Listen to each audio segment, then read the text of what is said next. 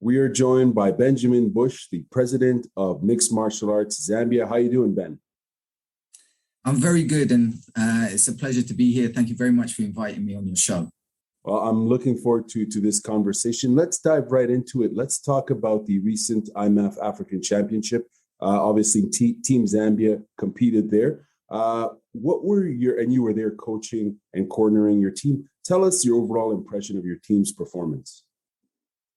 I was very satisfied with my team's performance. Actually, we were meant to take more athletes down, but we had issues with bureaucracy and government offices here in Zambia that meant that 3 athletes didn't get their passports. So I genuinely believe that had we had the full team, morale would have been would have been given a boost, and a couple of those guys would have medaled as well. So I would have been expecting five medals, and the 2 that and Ken probably receiving that morale boost and having the correct team behind him, probably he would have got the gold. But that was a great finale.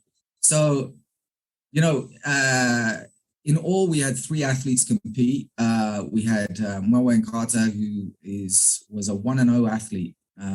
And he actually got his win back in October after only 4 months of training against a guy who had been training, for quite some time, who was also 0-0 going into that fight. So when he entered the quarterfinals, he took on the top-seeded South African. I believe he was the top-seeded. He had 16 fights in total, so he was very, very experienced. A complete gent as well. Like all the fighters were just, everybody we met there. It was such a great atmosphere. But Moa managed to go the distance, and we saw after watching, his fight back, that he could have won that fight, had we implemented the game plan, because I think nerves were in play there as well, but it was a great fight against a great opponent who we really wish the best for, and hope he turns pro and has a fantastic career. There were 2 other fights, obviously, 2 other fighters, sorry. Kelvin Chishimba. Kelvin is an absolute beast, in competition and in the gym. And I was a bit surprised, actually, he underperformed. But it is what it is, and he unfortunately didn't get through his quarterfinal, but he'll be back. And then, of course, we had Ken Nyaondo Sekaletu. Now, Ken is someone. All 3 of these athletes, actually, Kelvin and Ken, they came through my social project, so they were with me for about 3.5 years, 3 to 4 years before COVID hit.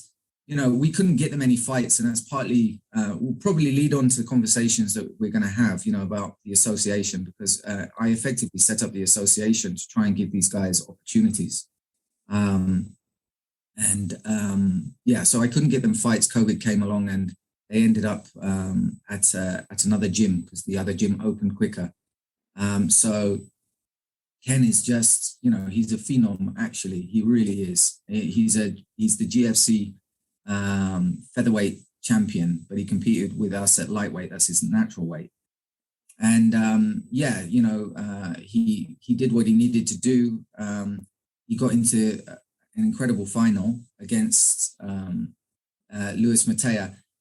Luis Matea being the Zimbabwean, and I'll tell you something, Zimbabwe didn't have a corner, so I offered to help corner. So I cornered Luis for his first 2 fights up until into his semi-final.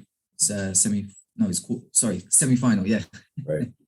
And it was clear, Luis is highly intelligent, an IQ fighter with huge power and technique everywhere, And I knew that he would face Ken in the final, and I knew it would be in terms of MMA, and that was the fight of the tournament. I mean, I'm biased, but I really believe that if you watch that fight that fight shows two athletes who are so strong in all areas and all aspects, and they're trying to work out, how to counter one another.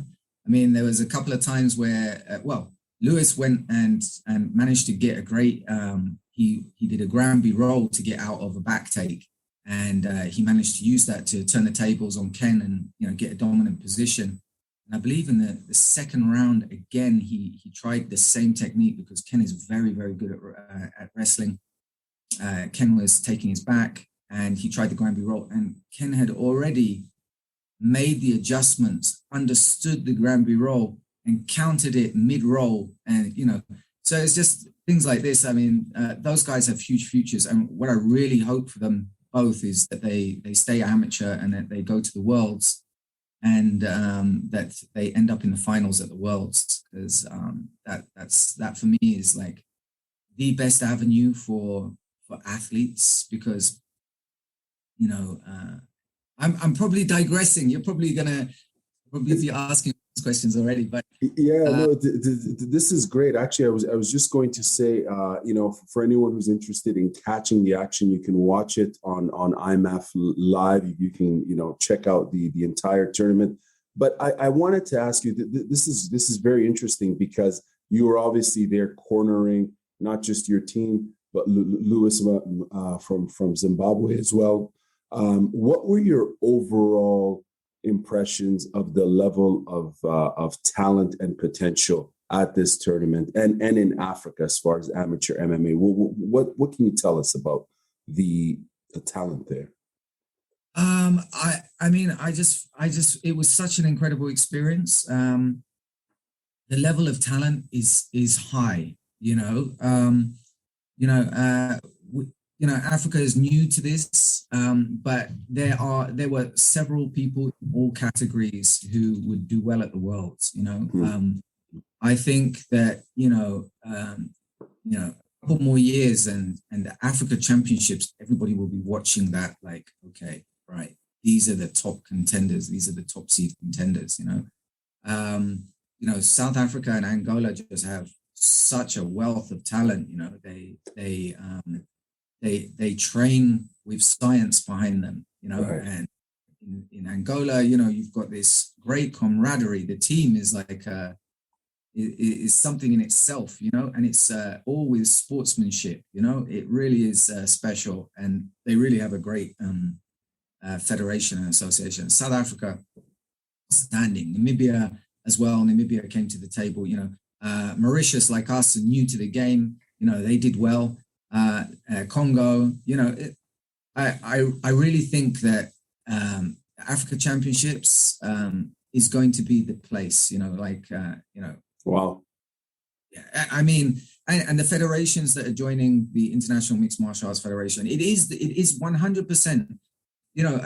I just want to say this to anybody out there who is trying to set up an association and is considering other governing bodies as opposed to IMMAF.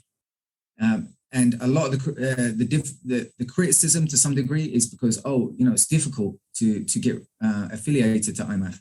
Yes, the reason it is because it is the premier governing body, and it has in place all the checkboxes that you need to be absolutely 100% legitimate, transparent, democratic, safe, and that takes work and time. And, I'll say to anybody in any of the countries that do not have governing bodies or governing associations, contact IMMAF.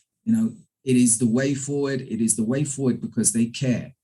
They care about the grassroots. They care about growing the grassroots. They care about giving back to the community. And they're not just there just to exploit, and, I urge all the countries in Africa, let's do this together, because what we found in Zambia is that MMA SA have been running for a long time as the South African governing body, and they provided us with such a wealth of information. I mean, the information sharing and the governance, the regulation side of it, even the interactions with government, etc. You know, they've been there, they've done it, and they provide it with just a open arms policy. I mean, no, it's a revelation. And I've been in sports a while, and I've never met you know, a governing body or a group of federations who are so open to aiding, you know, what is effectively going to be a competitor. Right. Very interesting. We're going to get into that, but I wanted to ask you, Team Zambia was awarded the Best National Federation for 2021. Tell us what this award means for MMA sports development in Zambia and for you and the team. Congratulations, of course. Thank you very much. For us, it was a huge deal. A lot of sweat and, you know, and hard work went into getting the association up and running. And you know, and we've done a huge amount of work to incorporate, you know, positive social change. Those are buzzwords, but, you know, real grassroots community action work into the growth strategy of the association. And last year we had a symposium, and Chris Cyborg came out to Zambia, and, you know, that was huge. And we used that opportunity to launch our Women's Commission, which is going to be, you know, going into top gear this year, you know, and that is, you know, for, you know, gender balance, you know, gender-based violence awareness, you know, just there's so many aspects that a Women's Commission can bring to an association. You know, it's a very important factor that we brought in. And it's big for us because it's also like IMMAF have recognized the hard work we've done, but they've also given us something that we can now go to our government and we can say, hey, you know, we are real. We're not just another association here to sit back and rake in, you know, membership fees. You know, no, we're not. In fact, we've waived all membership fees. But, you know, we're here because we care. You know, and this is the proof, and that goes a long way. You know, it does go a long way. So, no, from all of us, we're honored. Very interesting. And how did you guys manage to reach out to Cyborg and to bring over? Because I think it's really important, as you mentioned, you know, involving women in development of combat sports, and it's great to see that you guys you and Zambia are taking that leadership, because of course we're seeing. On the professional side, you know, huge growth in women's mixed martial arts, which I think is only beneficial for the entire community, for the participation of women in sports. Can you elaborate and tell us a little bit about Chris Cyborg for those who may not be familiar with this MMA legend? Yeah, so Chris Cyborg is just an incredible you know, mixed martial arts athlete. She's the she holds titles in Invicta, Bellator, UFC, and Strikeforce. You know, I think she's the only athlete to hold 4 titles in 4 promotions.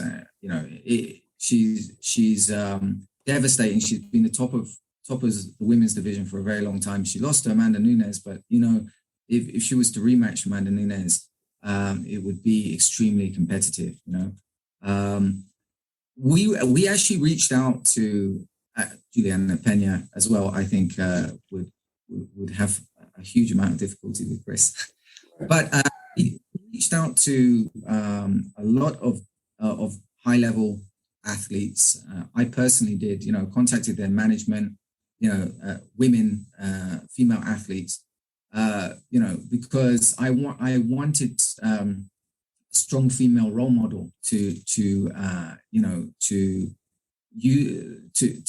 ensure that people understood what I wanted to get out of the sport. You know, I want the sport to be used to create role models who become changes for their communities, and, you know, it just made a lot of sense. And Chris Cyborg's team reached out straight back to us. You know, no one else got back to us. You know how you hit a brick wall, you know, pretty much a nobody reaching out to people through, you know, through lots of different avenues.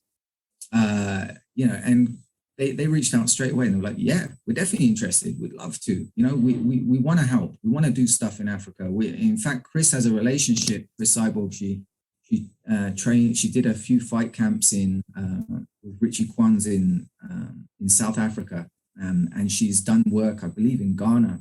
Just charitable work. So she was more than excited to do it, and it snowballed from there. And we had her visit a safe house for young girls, an orphanage, even some other things like an elephant sanctuary, etc. But then there's a symposium. She gave a talk, and her talk was incredible. She gave our whole history from shootbox all the way through to, and you can find that on our Facebook page. It's not got the best audio quality, but the content is just incredible. I just wish we'd nailed the audio quality, because that interview in itself is a very impressive interview. Outstanding. Yeah, I'm definitely going to go back and check that out. Now, it's interesting because earlier on in the conversation you talked about social development in initiatives in the country, and again, I think it's really cool that you guys are doing that. I read an article about this youth development initiatives that you're part of, that you started, actually, I believe. Tell us about this program, why you started it, and its relationship to the development of MMA. Okay, so initially I started the program because I started my gym, and my gym was, and I had a lot of people coming who they couldn't afford to pay. So I was like, well, let me just have paying members who can cover the costs of those who can't pay. So I started running it like that. And then effectively, I started looking for donations. Hey, how can I help these guys go from A to B, or how can I get them equipment so that we can operate? By the time we got the association up and running, I developed a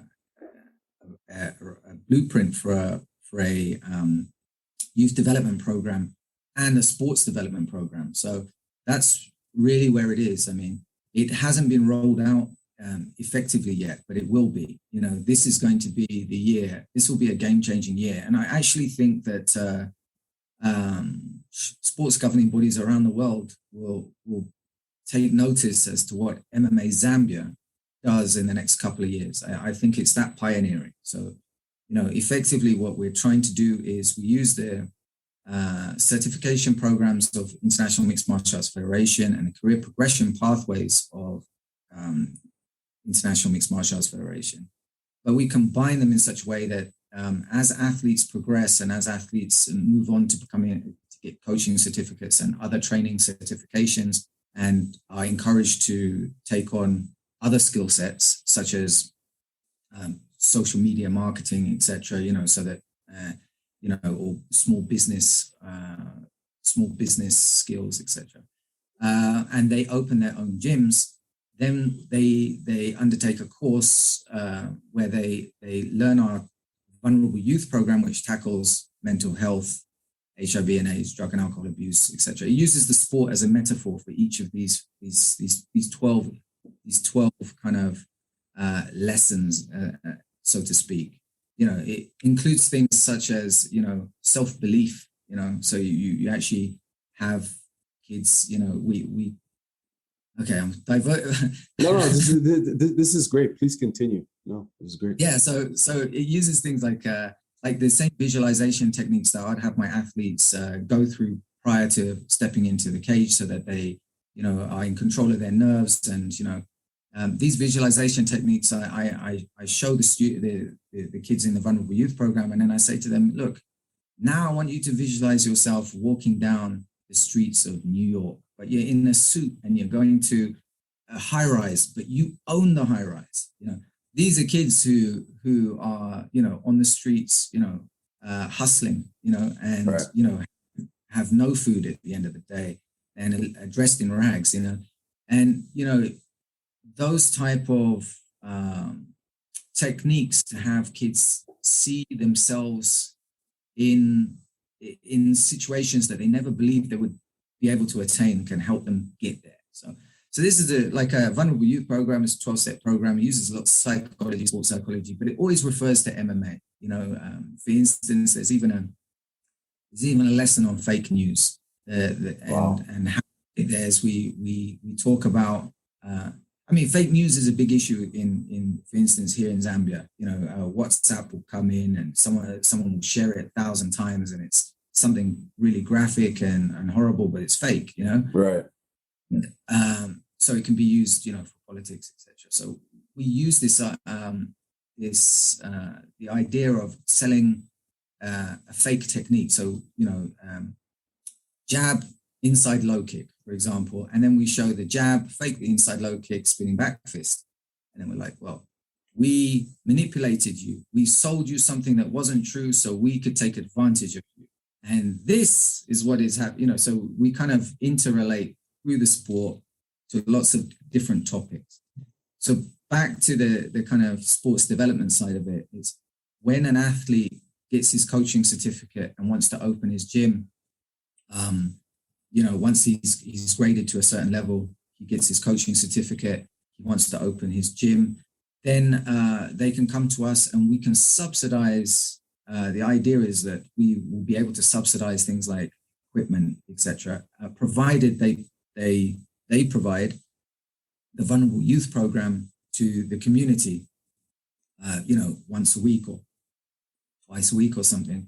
And obviously it's only helpful to them because they get to identify talent. They're helping the community. The community is, proud of what they're doing. They can lean on sponsors to help them with their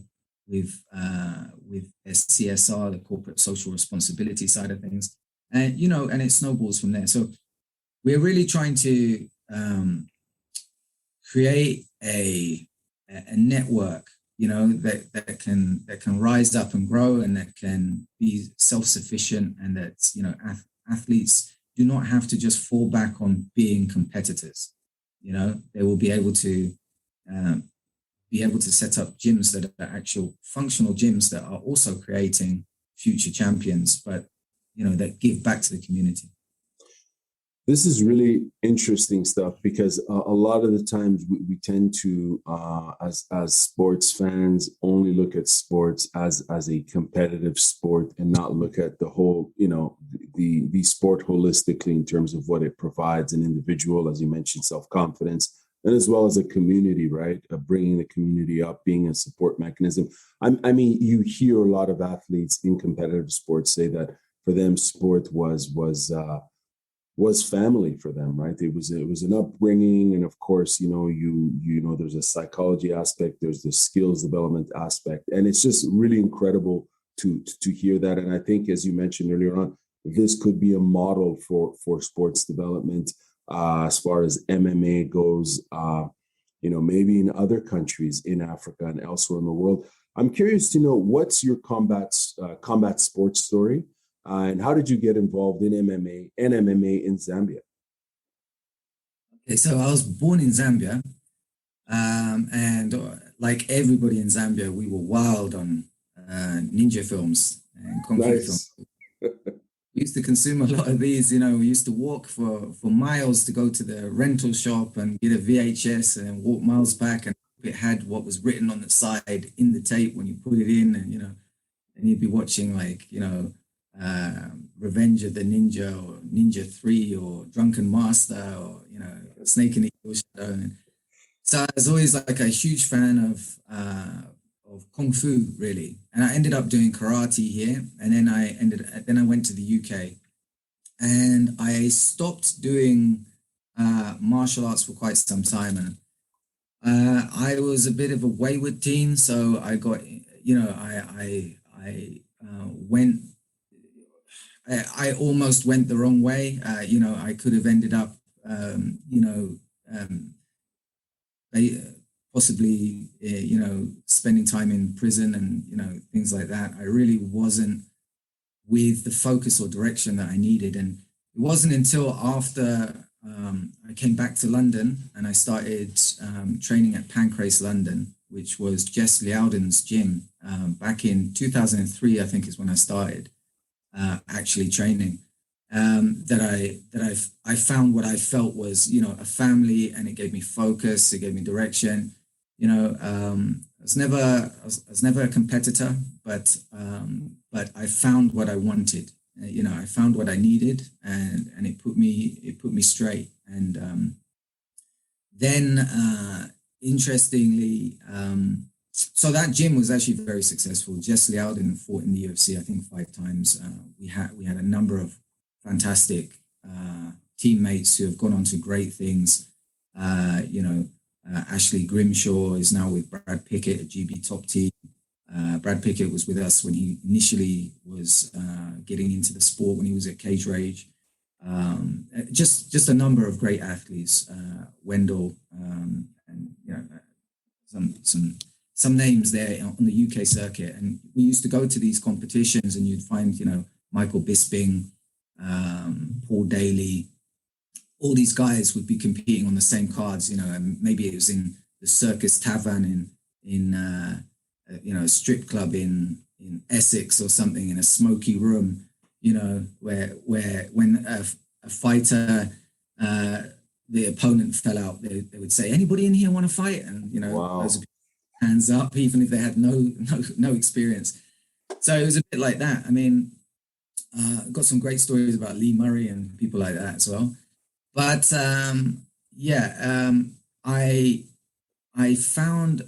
I cornered a friend of mine, Mark Chen, on a fight card, and there was this young Brazilian fighter on the card, and he devastated his opponent, like just absolutely blew him out the water with incredibly, you know, vicious and technical Muay Thai, and then jumped up on the ropes and did this huge backflip. I was like, "Who's this guy, man? He's larger than life." And obviously we're cornering, so we're backstage. And I asked this guy that was sitting on the side in flip-flops, it's like, "Who's the guy that was just fighting?" It's like, "Yeah, it was me." It was Jose Aldo. Wow. He couldn't speak English. Yeah. Wow. At the time, he made such a huge impression because he was so devastating in competition, and then such a sweet and humble human being, you know, in person. And he was like, "You know, come down and train with us." I think he was training with Pedro. I'm not 100% sure. It's a long time ago. But I started Nova União, I think it is. He's Nova União. Yeah. But whilst he was in the UK, he was training with Pedro. Yeah, so he was with Nova União. So I started to follow his story, and obviously, like, this was the litmus paper this was the spark for what I did, what I wanted to do, because I found out that he was training out of a social project. Well, he was with Nova União, but when he first moved to Rio, he ended up sleeping on the floor with Hakran Diaz and Marlon Sandro. And he was staying in a drug-controlled favela called Morro de Santa Mauro in the South Zone. And Marlon Sandro had set up like a social project just teaching jiu-jitsu. And, you know, and some of these guys had gone on to, you know, Eduardo Dantes was a Shuto champion who'd done well in Shuto in Japan as well as in Brazil. And obviously Jose Aldo had torn it up at, you know, all the local fights, and then he got signed to the WEC. But they were using, you know, sport and camaraderie and a sense of family to keep kids out of the drug gangs. And they were changing lives. It's under, you know, right now, if you go tomorrow at the Santa Mauro, you can go and you can visit that small little social project, and they've got like 20 black belts, you know, 20 high-level Andre Pederneiras black belts, you know, and plenty of MMA fighters there. And, you know, they're all doing great work in the community. So that to me was inspirational. So I borrowed from there. And you see, the thing is, there's a lot of good people doing a lot of good things, but to have a governing body that supports you to do good things is something that's not really there. So, you know, Pedro Izzo, old school UFC guy, he runs a great social project out there near Complexo de Mari, I think. You know, there's just so many. I mean, all the guys, Thiago Santos, he has a social project in the City of God. And, you know, I'm sure Charles Oliveira does his fair share as well. I mean, everybody puts back, and what I wanted to do is put in place a culture of giving back, from the foundations. It's interesting because I I'm familiar with some of these projects, but in addition to that, there's a lot of that sort of initiative as well in other combat sports, such as judo. You see a lot of that, and jiu-jitsu, of course, all over the world, where they're really doing incredible social development work and so on. So again, it goes back to the importance of showcasing the value of the sport, because it truly is more than a sport. On that note, I think the topic of Lee Murray is probably a standalone episode, because and it's fascinating because in the 2000s, in the UK, I mean, there was a real boom in mixed martial arts, and I think any combat sports fan, especially I think later in the mid to late 2000s, correct me if I'm wrong, but there was a lot of noise coming out of the UK on the mixed martial arts side. Of course, boxing is huge there, and other combat sports. But quick question about Lee Murray, because I remember the hype around this guy at one point, but before he went off on his tangent. yeah, totally.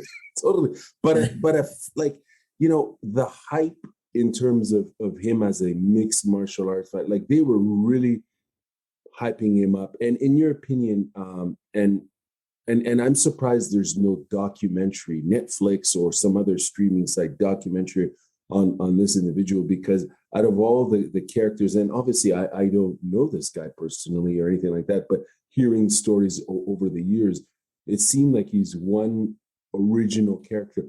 Tell us about him as a competitor.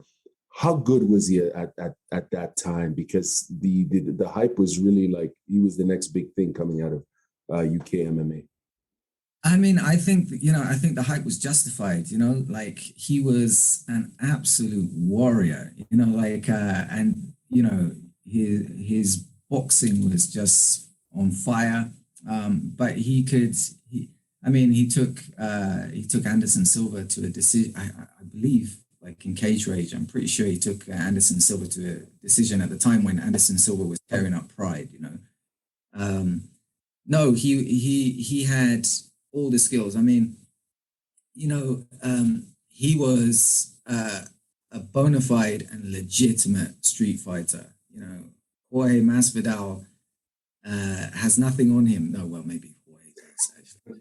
But Lee was from that side of town, and connected with those type of people that everyday thing was like a straightener. I didn't know him personally, but I interacted with him a couple of times, and he was a complete gentleman. And I also saw him interact with 6 bouncers at one time and finish them all. Wow. He's a phenomenal street fighter, and he took that discipline into MMA, and and I think he was with London Shoot Fighters, and that's a great team, and they know how to teach MMA, and he was a threat. I mean, his UFC, I believe his debut, he got a triangle choke submission. No one expected him to do that. I think that was against Rivera. I can't remember exactly. But no, Lee was legit. And, had he not gone the way he had gone, I think the feeling in the UK was this guy could have easily been a champion in the UFC, and that division, was a stacked division even then. So, yeah. Yeah, you're right. He did beat him via triangle armbar. I just Googled it right now. But no, it's fascinating character, but I don't want to go off on my own tangent here. I want to go back and speak to us about your approach to coaching and developing competitors. What do you look for in athletes, and how do you guide them through their skills development? Because I follow you on social media. You got a lot of interesting content in regards to some of your athletes and the drills you guys were doing in preparation for the African Championship. So speak to us on your coaching methodology. Okay, thank you very much. Okay, so what do I look for in an athlete? I mean, quite often you'll find that, you know, the most athletically gifted athlete is not going to be the competitor who gives you what you need as a coach in order for you to make them what they can be, you know? So you're not looking just for athletic. People get caught up in, you know, oh, this guy's incredible, you know, he's the next future superstar, you know. But I look for a little bit more than that. I look for, you know, now I've learned a lot of lessons. And now I look for, you know, how they're going to fit in this team that I'm running, because my team is it's not a big team. I don't have a lot of resources, and, you know, I'm looking for athletes who are looking to learn and dedicated and coming to training and really want to do something with the sport, but also, you know, want to give back to the team a little bit as well. I think that's quite important. So I'm not strictly looking for exceptional athletes. They exist and they come through my gym all the time, and there's a lot of phenomenal athletes, and I encourage them and I allow them to train, but then maybe they're not going to make the team, or maybe I'm going to encourage them to go to other teams or something, you know, along these lines.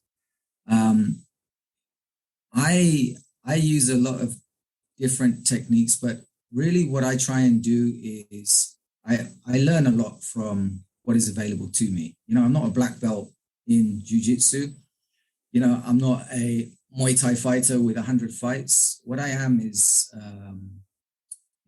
a coach, a good coach who can sort of put together pieces of the puzzle and create training methods that means it will sit in your subconscious memory and your reflex memory and your muscle memory, you know. And in order to do that, I kind of put together a story.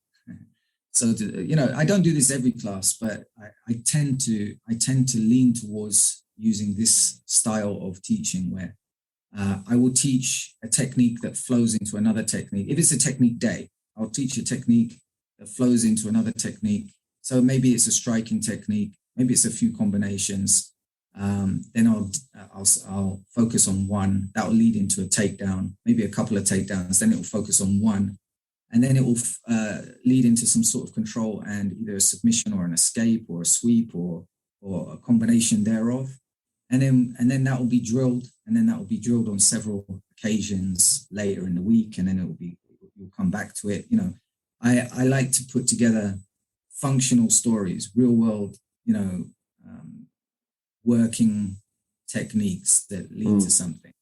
And then, of course, you know, you encourage it to be combined in like your free flowing, whether it's you know, wrestling or grappling from the feet, or, you know, full MMA sparring, you know, and then there's ways of obviously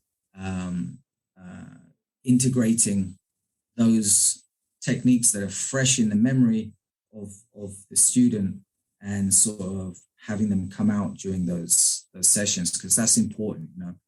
You know, it's all very well knowing all these techniques, but can you apply them? Do you see where they're going to be applied? Can you be calm enough to apply them? Do you understand about control?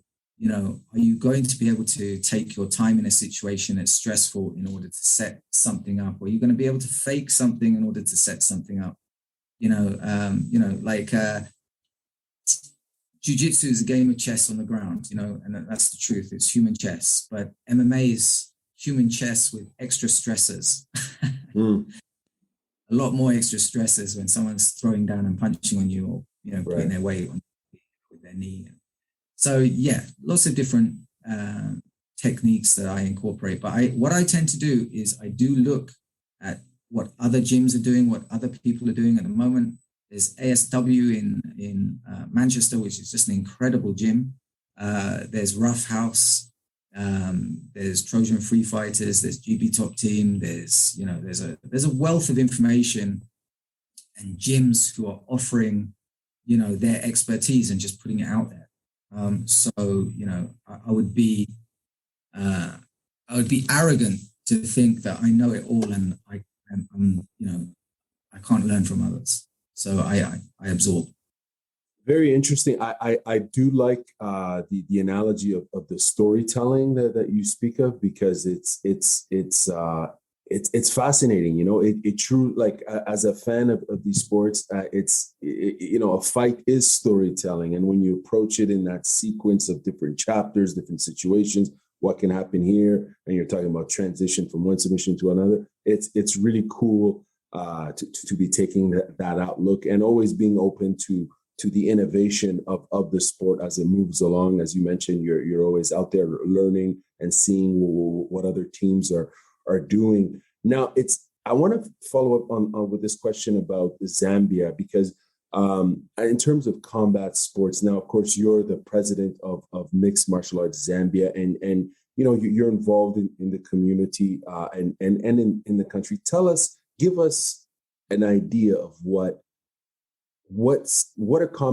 popular combat sports besides MMA are actively practiced in the country, and what's the state of combat sports in Zambia from your perspective? What are some of the challenges and opportunities there, and also for MMA sports development? What is the state? Sorry, I'm rambling. The question is, what's the state? No. It's a good question. Yeah, so traditionally, Zambia has always been, hugely into boxing, and we have some fantastic boxers and fantastic female boxers as well. All the way from the days of Lokti Mwale, even to the days of Catherine Piri, and now Black Diamond. We've got good boxing and good boxing stables here in Zambia. We've got good judo. Our judo competitors tend to always make it to the Olympics and always throw up some prizes at the Olympics, and occasionally medal. I think the Judo Association is just such a well-organized association, one of the best associations that we look to some degree to emulate. Then you have Kyokushin karate. So you've got a lot of different karates, and you've got the full contact karates, and they have a lot of members, and high level strikers. They tend to not just strictly stick to Kyokushin, and they tend to mix it up with sort of kickboxing K1 style. But those competitors, so we have a good striking base. I mean, I would say that, technical wise, there's room for improvements across the board in terms of striking, more sort of technical aspects. I'm sure that, at the core of all these sports that I've said, the technical aspects are there. But, in general, I find strikers coming, who keep their chin up and, shoulders down, and don't throw the punches as efficiently as they should, or as defensively minded as they should, and fighters who tend to move forward rather than know how to throw anything moving backwards. But these are standard issues that that I'm sure all gyms and all coaches and instructors come across. How it relates, I mean, what it does is it actually provides MMA. We are here in such a capacity that we can actually help all these associations, because the difficulty with all these associations, aside from boxing, is that they're all, amateur based. There's no professional outlet for these athletes. You're a fantastic Kyokushin guy, you're world class, but you want to earn a living, or same with judo, etc. So we don't want to take athletes away from any of these incredible disciplines. These disciplines actually are part of MMA. They lend themselves. They're part. They're integral to mixed martial arts. What we want is competitors from those disciplines to be able to compete in MMA, but give them everything that they need in order to train safely, correctly, and provide their athletes with the correct training methods, etc., so that when it comes to competition, they're not lost.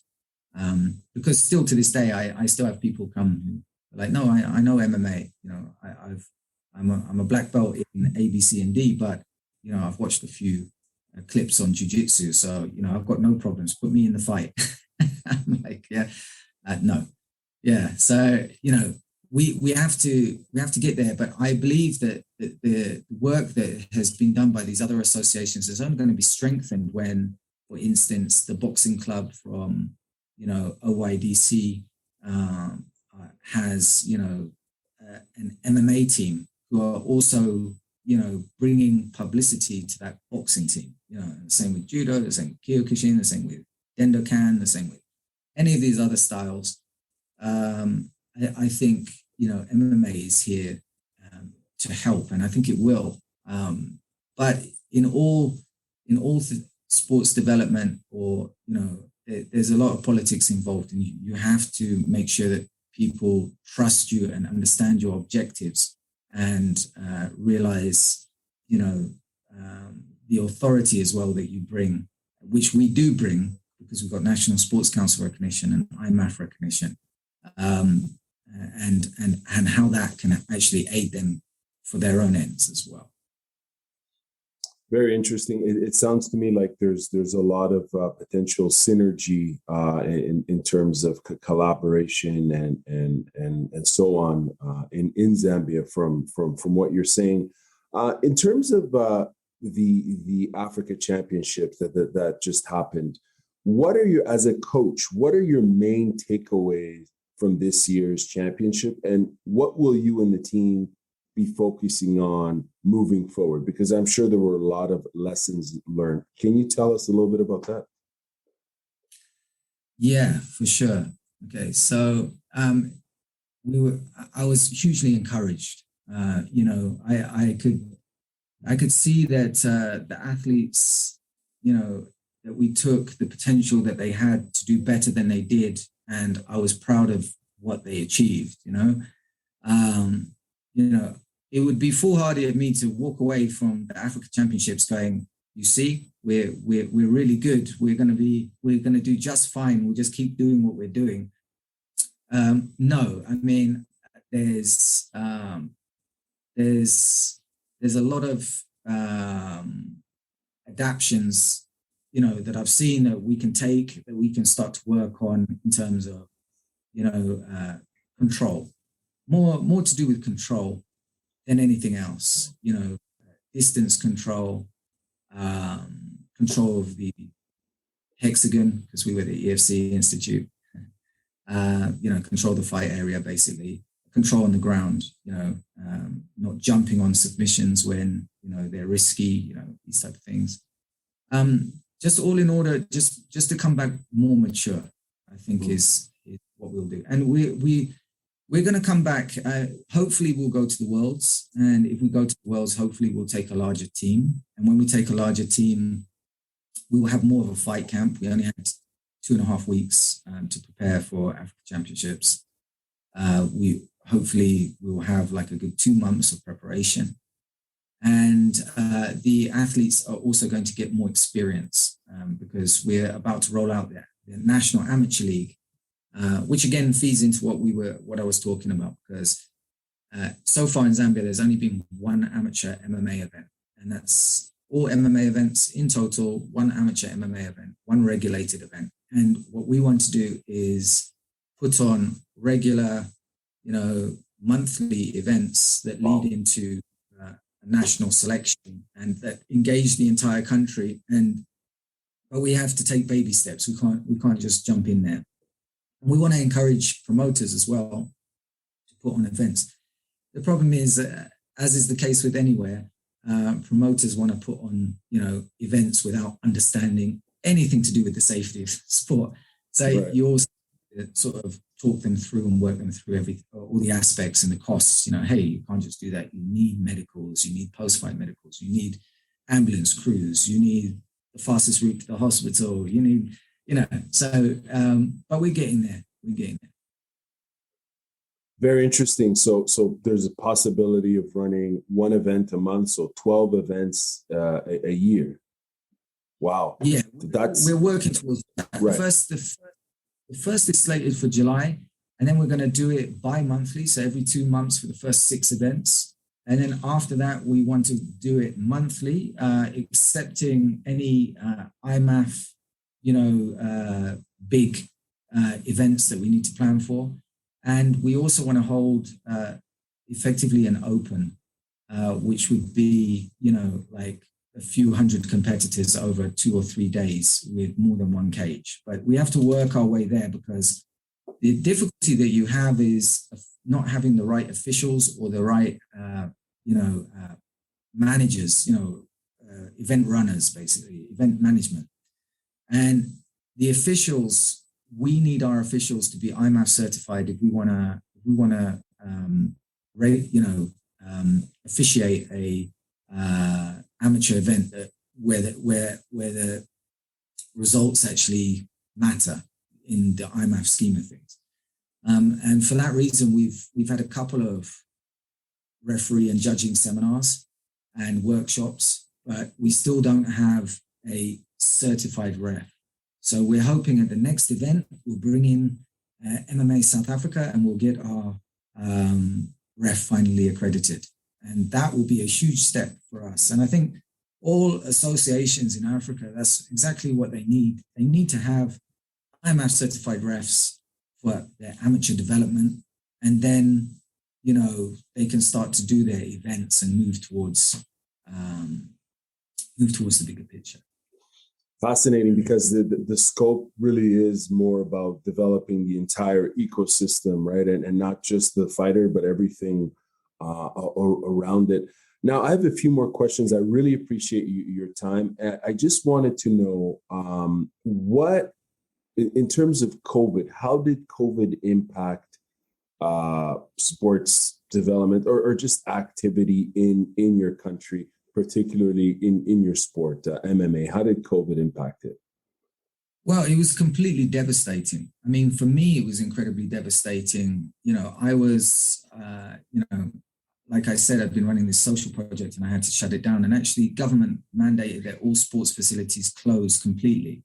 Gyms weren't meant to be open, etc. So we had to close entirely. But worse than that, I was looking for investors for a performance institute, which is obviously was part and parcel of the growth strategy for the sport, as well as for my social project.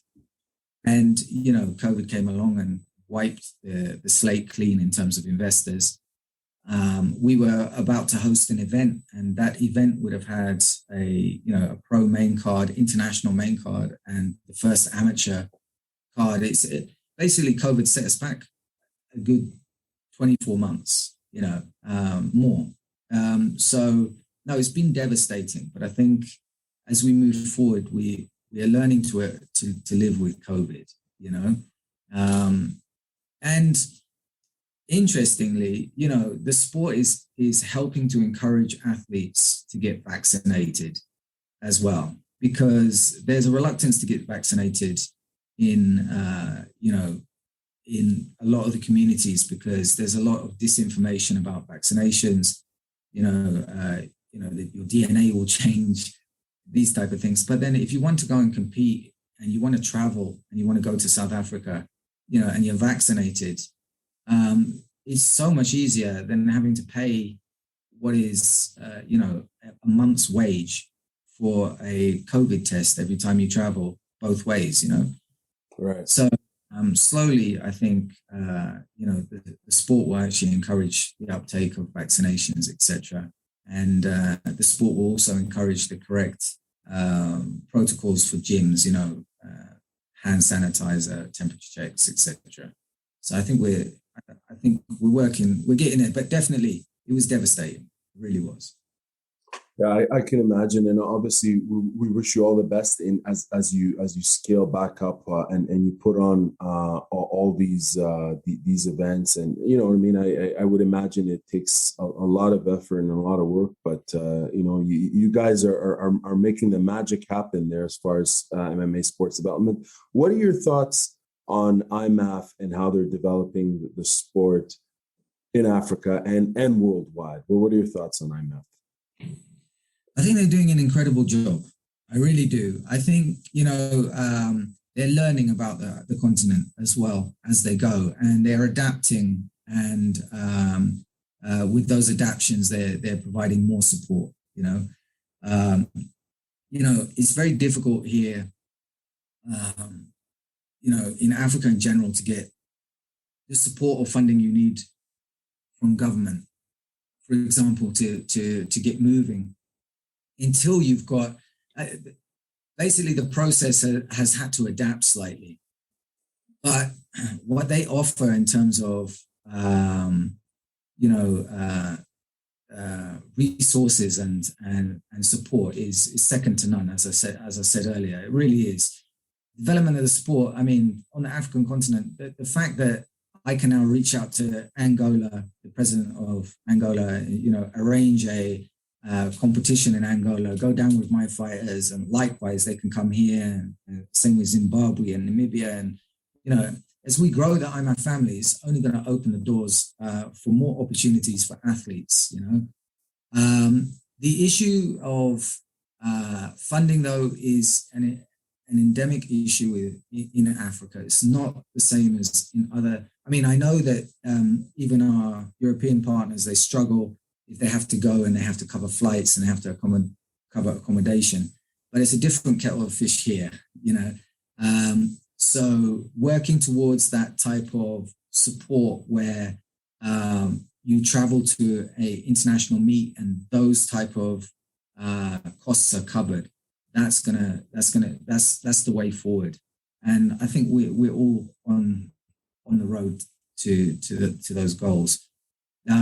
But no, I mean, I've got nothing but complimentary words for IMMAF and how they've aided us and the other associations in the region. It's been second to none support. So yeah, hands down.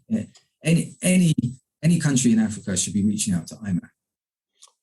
My last question, I think you've somewhat answered it right there. What advice do you have for other African countries and coaches in terms of furthering the development of amateur mixed martial arts?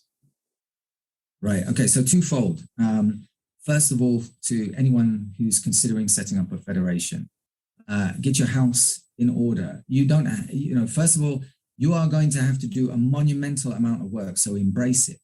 You are going to need a team behind you, and they're not necessarily going to pull their weight until you have set the foundations. What you need is a very strong constitution, which is transparent, democratic, lays the foundations and protects the vision. This is extremely important. Once you have that, you need to work towards registration with your National Sports Council or your Ministry of Sport. It's extremely important. At the same time, you can then engage IMMAF and they will help you towards those ends and those goals. Excuse me. So it is about a strong constitution and understanding the principles involved, the career progression pathways, the certification programs, how you're going to, in order for your athletes, that transparency, etc. For coaches on the continent, I'll just say, never think you know everything. Keep looking, keep learning, keep adapting. You will be able to achieve what you want to achieve. You just got to work hard at it, and you need to support whichever group comes together as a governing body, because there tends to always be a lot of infighting and a lot of suspicion, but you need that structure. You need to work within that structure.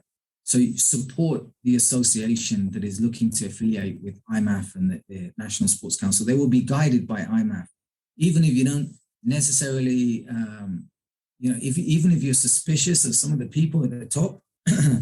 Trust me, they have to conform to what good governance is, or else they will not be a part of IMMAF. So, work to support them.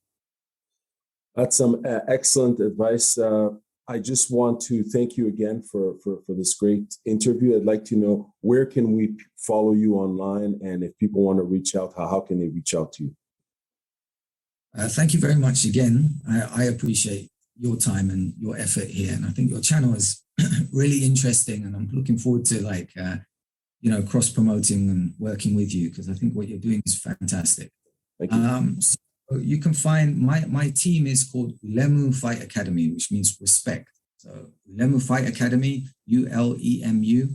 That's on Facebook. I've lost my Instagram handle, but yeah, I'll get that going again. You can also follow the association, which is very informative, and we do a lot of good social media stuff. That is MMA Zambia. MMA Zambia. You can't miss it. It's got the IMMAF style logo with our national flag. And then myself, you can find me. I've got a public profile on Facebook as well. That's Benjamin Z. Bush. You can find me on Facebook there.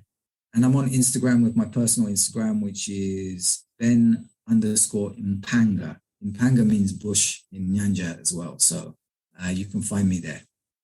And right on, thanks man. again. Thank you very much, and keep up the great work. We'll be following, and we hope to interview you again, of course. Thanks again. Have a blessed day. Thank you so much. Take care, brother.